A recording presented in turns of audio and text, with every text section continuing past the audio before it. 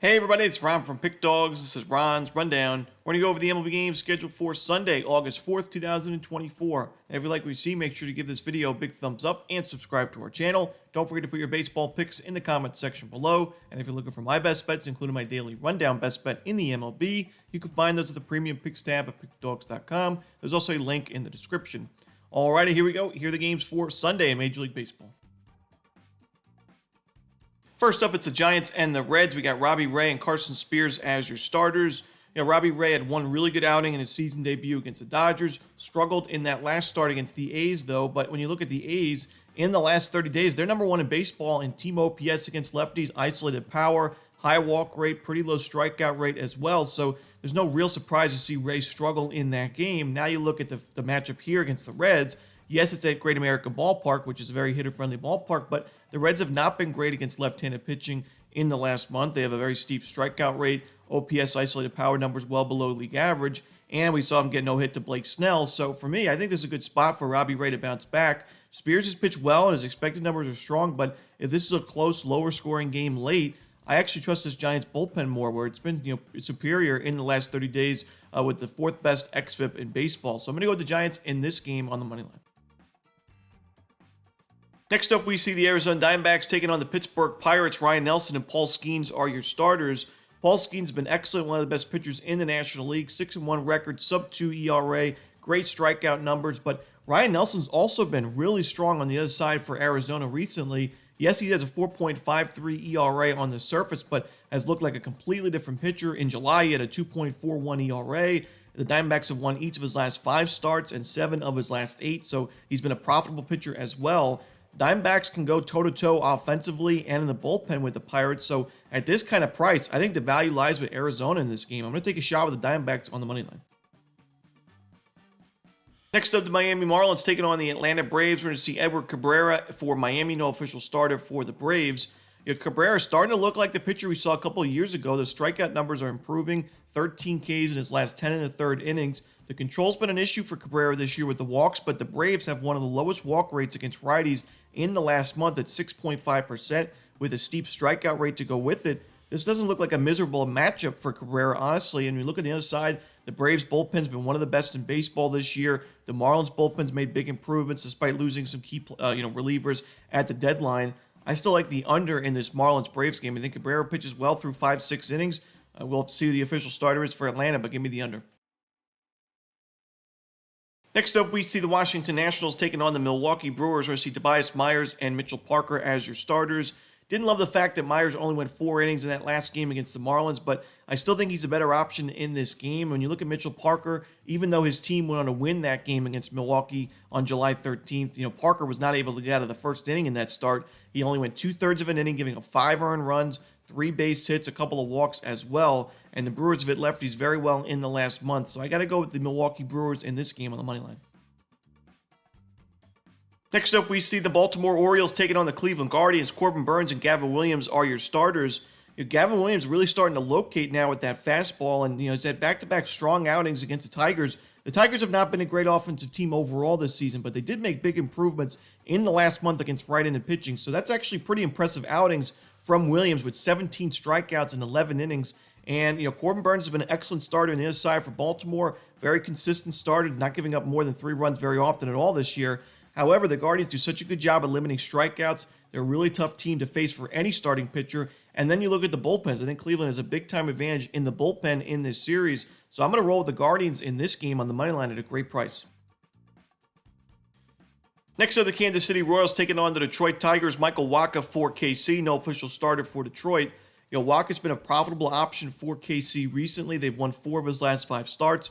He had that tough outing against the Diamondbacks back on July 24th. He gave up 3 runs in 4 2/3, but he bounced back in a big way in that next game against Chicago. I know the White Sox are the weakest offense in baseball right now, but still, 7 innings, a 2-run ball in a Royals victory. I think Wacha will be the better option in this game. I think the Royals have the much better bullpen. The lineup, while the Detroit's made improvements, I think KC's really playing well offensively right now. So I'm going to go with the Royals in this game on the money line and potentially the run line. Next up, the Chicago White Sox taking on the Minnesota Twins. We're going to see Chris Flexen and Simeon Woods Richardson as your starters. And the White Sox and Chris Flexen were very close to snapping the Chris Flexen losing streak which was the White Sox have not won a Chris Flexen start since May 8th. They had a 5-2 lead against the Royals in that last game on July 29th. And then, of course, the bullpen blew it in the end, and it was an 8-5 Royals win. It was a couple of runs. It was 5-2 in the 8th inning. Bobby Witt hit the grand slam to give the Royals the 3-run lead, and that was enough for KC to win that game and cover the run line as well as the road favorite.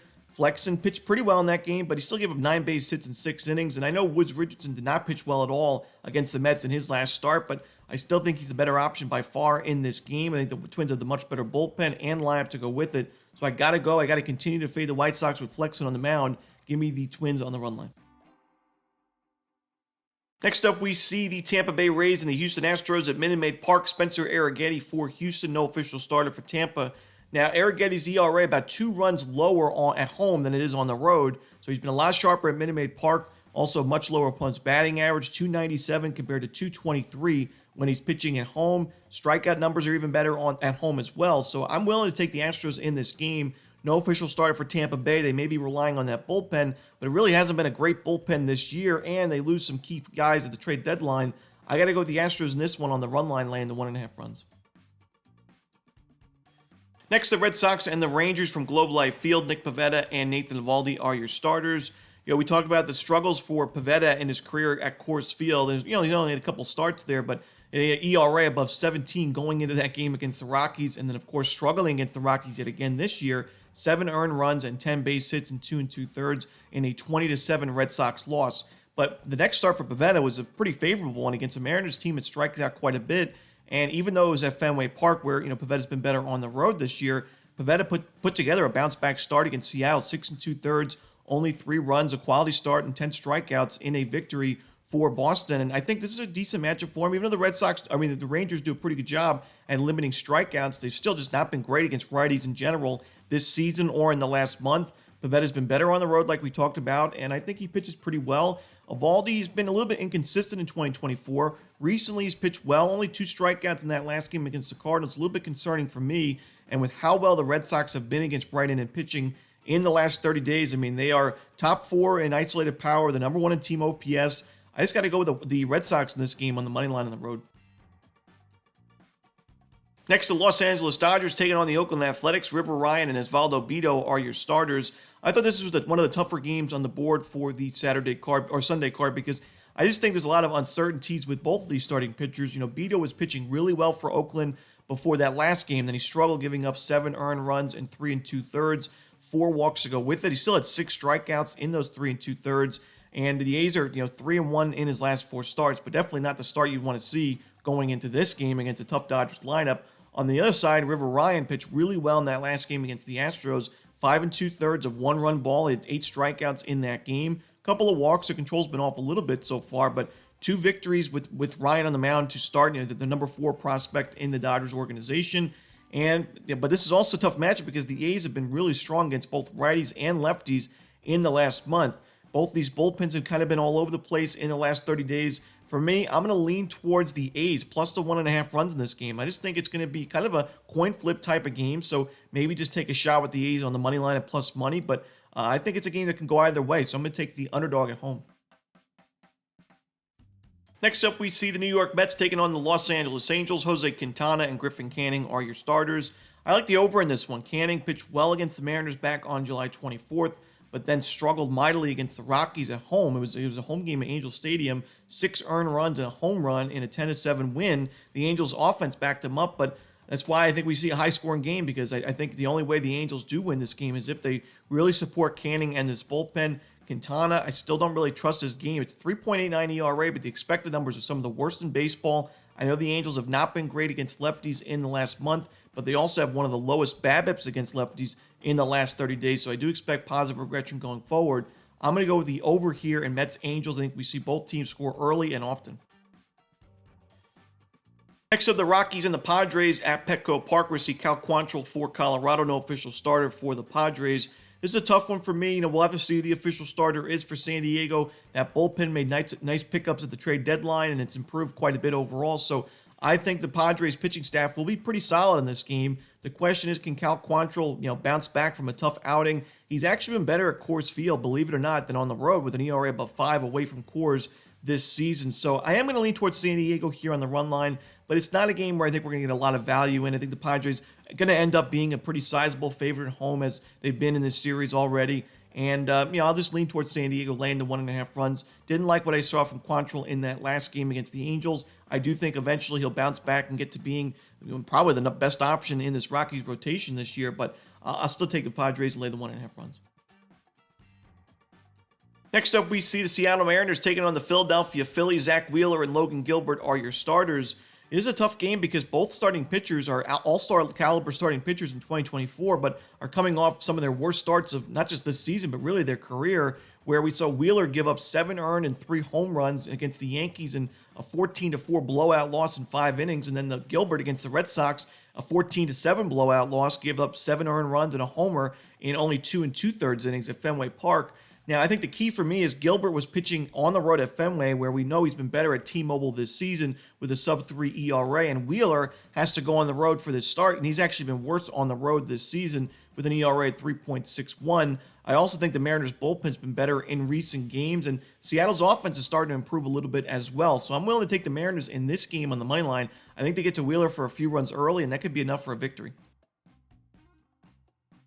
Next up, we see the St. Louis Cardinals and the Chicago Cubs for the Sunday Night Baseball contest on ESPN. We got Miles Mikolas and Justin Steele as the starters. And I like the under in this game. I mean, Miles Mikolas has pitched well at Wrigley in his career. He's faced the Cubs 3 times this season. One of those starts he really struggled. That was the most recent game on June 16th. However, the 2 previous outings were really strong, and one of those games, the only game at Wrigley Field this year, was his best start against Chicago. It was 6 1/3 innings, only 1 run, and it was a 2-1 St. Louis win. So a very low-scoring victory, close game in favor of St. Louis. And, Justin Steele is not coming off his best start against Cincinnati, but he's pitched well overall this year after a tough start to the season. His strikeout numbers are there, and in the month of July, he still has a sub-4 ERA. He does a good job of keeping the ball on the ground, and St. Louis has not been great against lefties in 2024. So I'm going to roll with the under here in Cardinals-Cubs. And that's it. Those are the games for Sunday in baseball. Hope you enjoyed this video. If you did, don't forget to hit that like button and subscribe. Put those baseball picks in the comment section below. And again, if you're looking for my best bets, you can find those at Pickdawgz Premium.